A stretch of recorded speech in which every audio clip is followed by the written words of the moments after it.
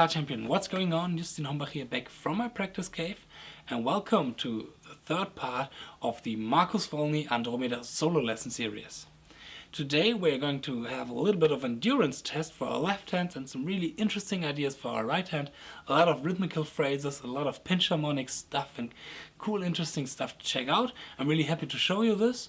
As usual, first I'm going to play this part slow. And the tabs you will find in the description box as a PDF file and a link where you can download them. So have fun with the lesson and see you there. Bye.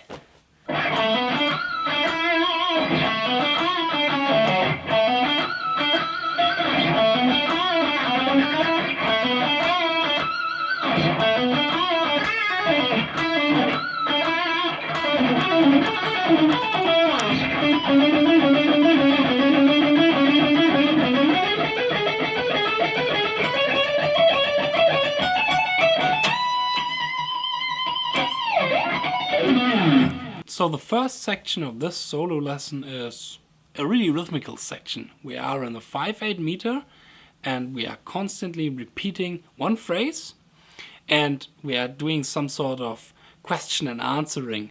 Like we have that one phrase and then comes another phrase that answers to this phrase, and the answering is always varies a little bit. And the question is always the same phrase. The question phrase goes like this. 7th fret on the D string, hammering to the 9th fret, going to the G string, 7th fret, and then we're doing this pinch harmonic bending on the 9th fret, playing the 9th fret, pinching it, bending the pinch harmonic and releasing it. Playing again the 7th fret on the G string and normal 9th fret on the G string. With a pinch harmonic or a big bending, it kind of differs every time, and I don't think that there's a really pattern when there is a pinch harmonic and when not, but it's kind of do it as you like, I would say, but do it wild and with a lot of X, we would say in Germany. Or we kind of would say in Germany. But we are not starting the phrase the first time with the 7th fret and the 9th fret on the D string. We are starting with a pinch harmonic bending. And the first variation is this kind of run. We're going from the 7th fret on the G string to the 6th fret on the G string, going to the 9th fret on the D string, 7th fret on the D string, and with our pinky the 9th fret on the A string. Our typical phrase, and then the second variation is this triplet chromatic run. We're starting on the 4th fret on the G string, playing 4, 5, 6, and then 3, 4, 5 on the B string. After that, our typical phrase.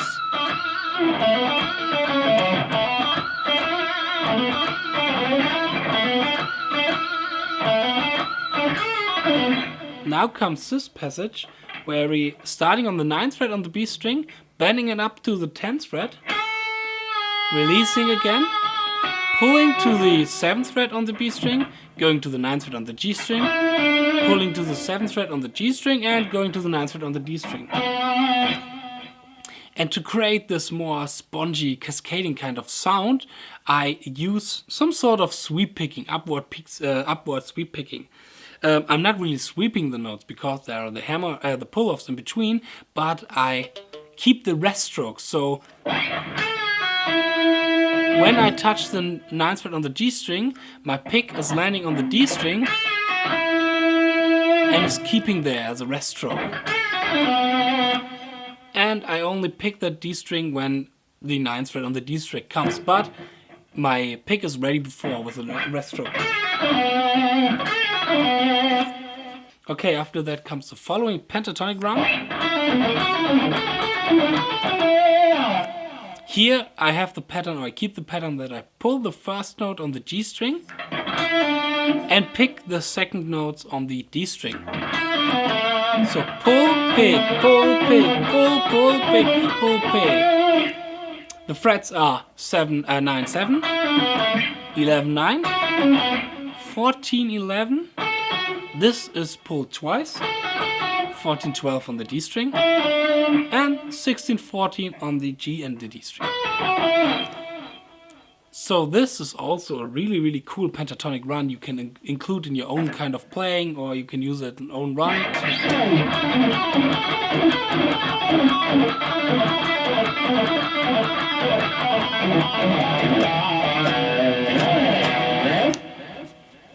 Cool, isn't it? After that, it's time for a lot of speed picking. Yeah. Here we have a really interesting concept. Marco is doing a lot of position shifts because the notes that he plays would be really difficult to play in that speed when we are doing it in one position. The reason is sometimes we have to pick one note twice with our right hand. And this can be really difficult for synchronization of the left and the right hand. So he's doing a position shift every time. In slow, the lick goes like this.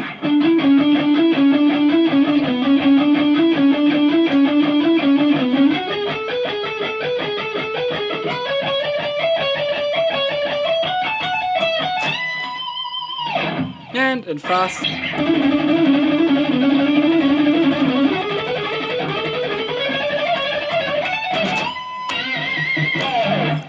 This section looks easy, but believe me, it's not. Especially for the endurance in our left hand, this is a really difficult passage, but also a really great exercise. So keep that in mind. So we are starting on the 12th fret on the D string, playing 12-14, and then shifting to the 11th fret and playing 11-12. So we have 12-14, 11-12. We are playing this 3 times, and then we're playing 9-11 and 11-12. We are repeating it, but instead of playing 11-12 in the last 2 notes, we are playing 11-13.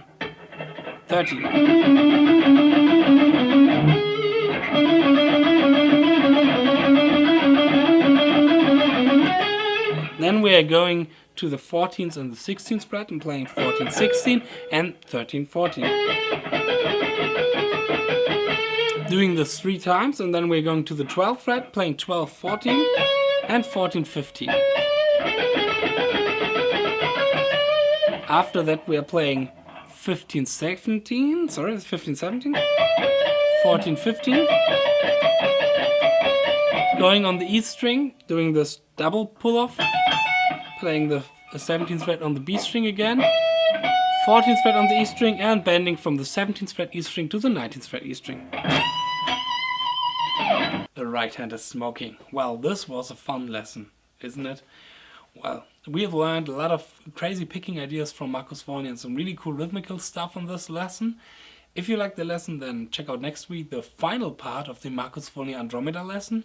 And we finally have the complete solo in one lesson and analyzed it and played it and learned it a lot.